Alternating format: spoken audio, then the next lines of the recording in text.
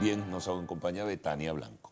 Betania, muchas gracias por estar con nosotros, muy amable por compartir de nuevo en esta primera emisión. Bueno, yo hablaba de un tema que viene con frecuencia y se publica y se habla en los medios de comunicación social, como es el tema de la desnutrición. Y me gustaría que pudiéramos resumir y recordar cifras, y sobre todo porque recientemente, esta semana en la Asamblea Nacional se discutió ese tema y surgieron una serie de denuncias realmente muy graves y lamentables. Sí, yo quiero decir que la mayoría de las cifras que estamos recogiendo son de estudios aislados que están haciendo organizaciones universitarias y organizaciones privadas como Cáritas.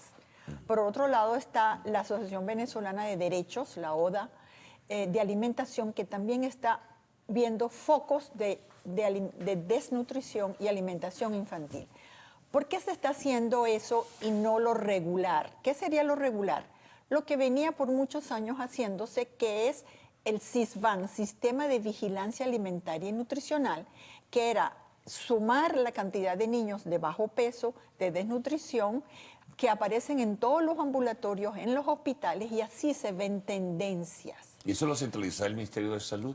No, se hacía a través del Ministerio de Salud y lo centralizaba el Instituto Nacional de Nutrición, que a la vez llevaba lo que se llama la hoja de balance de alimentos, que evaluar la alacena venezolana. ¿Qué hay en la alacena venezolana? Los alimentos que se importan, los alimentos que se exportaban y que quedaba distribuido más o menos entre los venezolanos de acuerdo a los estratos. Podíamos saber qué había en la mesa de cada venezolano. ¿Y cuál era la producción nacional de productos de consumo para los venezolanos? Y eso se publicaba anualmente. En la medida que la situación económica y alimentaria se puso mal, ni los indicadores de salud se publican, ni los indicadores de oferta alimentaria.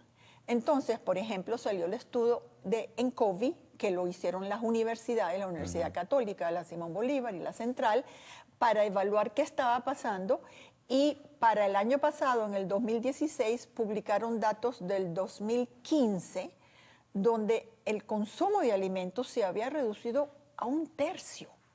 O sea, la gente estaba comiendo la tercera parte, por eso que empezamos a ver adultos que perdieron peso, pero nada más así de mirarlos. Con esa situación empezó Cáritas y empezaron otras organizaciones a evaluar entonces puntualmente la desnutrición infantil a nivel de los hospitales y a nivel de los barrios. Entonces, ¿qué se vio? Aquellos casos de marasmo de niños muy adelgazados, de mucha pérdida de peso, con alto riesgo de mortalidad, porque la diarrea y las infecciones respiratorias agudas no son enfermedades tan graves en un niño bien alimentado. Eso es casi una enfermedad que se cura sola, da alta mortalidad. Entonces estamos viendo situaciones superadas de los años 50, que era muerte por desnutrición. Y lo que estábamos esperando también, o sea, ¿cómo está el que no muere por desnutrición? Entonces conseguimos una cifra de más de la mitad. 63% es 6 de cada 10 niños menores de 5 años tienen anemia. ¿Por qué estábamos buscando eso? No solamente por la falta de hierro. Fíjate que la anemia es una falta de hemoglobina. La hemoglobina es una molécula que es mitad proteína, que es la globina, y la otra mitad es el hierro. Entonces tú ves que cuando pueden tener proteína, algo de huevo, algo de consumo de leche, pero si no hay fuentes de hierro, la parte M de la hemoglobina no la hay. Y a la vez, cuando se logra enriquecer un alimento pobremente, pero le llega al niño el hierro, no hay la proteína y la anemia se empieza a aparecer. No, hay un evidente desorden nutricional en ese sentido, pero además esa sumatoria donde no hay combinación de proteínas con carbohidratos, por ejemplo, entonces hay digamos, una centralización del alimento en los carbohidratos de harina que tienen un efecto y un impacto también en la nutrición de un niño o de cualquier adulto, pero evidentemente. Que también es insuficiente. Fíjate que el doctor Vigilio Bosch, el presidente de la Fundación Bengoa, está alarmado por la falta de grasa. ¿Por qué la falta de grasa en la alimentación? Porque los niños requieren grasa. El cerebro nuestro es una masa de grasa. ¿Qué tipo de grasas, Betania, por ejemplo? ¿Aceites, margarinas, aceites, mantequillas? cualquiera de las dos, tanto las grasas sólidas como mantequilla o margarina y los aceites vegetales han desaparecido. Y ni hablar de las otras grasas que quisiéramos, que son más saludables, la grasa del pescado y la grasa de la carne y de los lácteos. Entonces, esa suma de diferentes grasas, primero, que tienen que ser fuente para la formación del cerebro.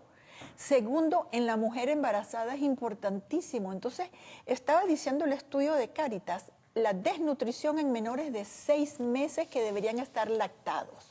Entonces, fueron a evaluar y cuando la madre lacta, ella está en un estado de desnutrición donde fundamentalmente lo que menos consume es grasa. Entonces la grasa tiene 9 calorías por gramo, el carbohidrato tiene 4. Entonces la mejor forma de adquirir calorías en estos momentos es grasa, pero no la hay. El Estado es el responsable, evidentemente, de la orientación en ese sentido. Ahora, por ejemplo, con esta carencia de alimentos, con estas iniciativas que toman, con la importación de estos productos sin medir su valor nutricional, sino que los traen por traerlos y los meten en una caja y los reparten, donde hay una carga enorme de harinas y de carbohidratos que no son precisamente combinados con proteínas. Que son bajos. Yo sí quiero destacar que los cereales, arroz, maíz y trigo, tienen proteína. Su composición en proteína es pequeña, lo que pasa es que es insuficiente. Claro. Pero ojalá en todas las casas hubiera. ¿Qué hay ahorita afuera que está disponible? Los huevos. Esa es la proteína que la hay al alcance más o menos de las personas. Si cada persona o cada niño pudiera comerse un huevo al día combinado con cualquiera de esos cereales, el arroz tiene proteína, la pasta también tiene proteína. ¿Qué es lo que pasa? Que no es suficiente y debería estar combinada con grasa. Pero vas a un sitio, entonces vas a carne, que es proteína, a 10.000 bolívares el kilo. No, la carne ya, el pollo, el cerdo. Eso ya ni se habla. Y luego, ¿cuál es el otro problema de los niños de la alimentación infantil? Y uno lo ve en las colas. La madre del niño pequeño tiene 2 opciones.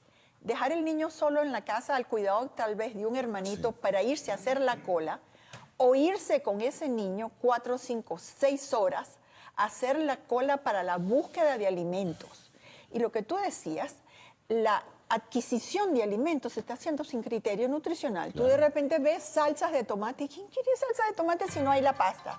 Si no hay principalmente los 3 cereales rey, arroz, maíz y trigo, y alguna grasa, pero de fácil adquisición, preferiblemente grasa líquida, aceite vegetal, para que pueda aportar esta cantidad de calorías a los niños. Ahora, el Estado, ya para concluir, Betania, que tiene esa responsabilidad enorme, sabe de la situación, conoce las cifras, las oculta, no las dice. Las oculta, no las dice. Para vender una idea de que todo está bien, que todo está chévere. Por eso es que han salido estos otros estudios y los expertos vamos a buscar y a interpretar esa data porque te dicen, niño menor de 6 meses muerto por desnutrición. 6 meses, debería estar amamantado.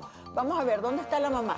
Haciendo la cola o ella adelgazada y desnutrida, ella también. Entonces estamos ubicando muy grave la desnutrición cada vez a edad más temprana y eso hace un daño cerebral permanente, que es una pérdida de toda una generación de niños venezolanos. Ese tema de la pérdida de una generación me gustaría en una próxima oportunidad conversarlo también contigo. Con mucho gusto. Porque es muy grave, es muy serio y hay algunos elementos que comienzan a surgir en el camino. Muy grave, sí. Así es. Bueno, Betania, muchas gracias por haber estado con nosotros. Hacemos una pausa y al retorno el segmento de lo actual.